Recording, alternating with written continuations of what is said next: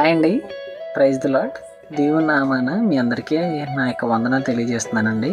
ఈ రోజున దేవుడు మీతో మాట్లాడదలిచిన మాట ఏంటంటే, యోహాను సువార్త 2వ అధ్యాయం 5వ వచనంలో ఆయన మీతో చెప్పినది చేయుడి అని అక్కడ చిన్న మాట ఉంటుందండి.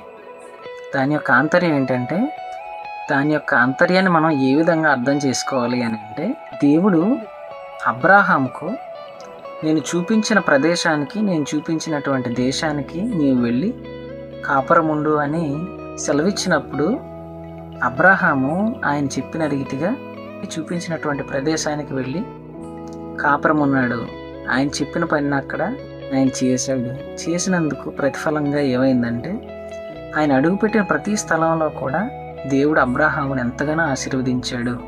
ఎంతగానో పశువులు, ఎంతగానో ఆస్తిని సంపాదించుకున్నాడు. సంపాదించుకోవడానికి దేవుడు చెప్పినటువంటి పనిని ఆయన అక్కడ చేసినట్టుగా మనం చూస్తున్నాం.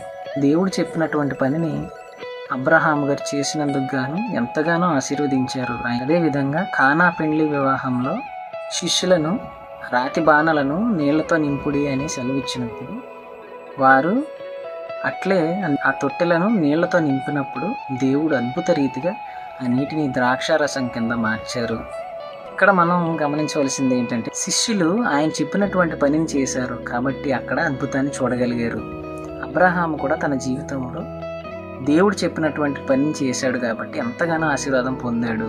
ఈ రోజున నేను చెప్పదలుచుకున్న పాయింట్ ఏంటంటే, దేవుడు చెప్పినటువంటి పనిని మనం చేయకపోతే మన జీవితంలో అద్భుతాన్ని కానీ ఆశ్చర్యకార్యాన్ని కానీ మనం చూడలేమండి. కాబట్టి నేను చెప్పేది ఏంటంటే, దేవుడు చెప్పిన పనిని చేయడానికి నిర్ణయించుకోండి.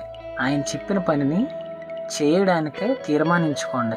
ఆయన ఏం చేస్తారంటే, మనకు మేలు కలుగుటకే సమస్తము సమకూడి జరిగేలాగా ఆయన మారుస్తారు.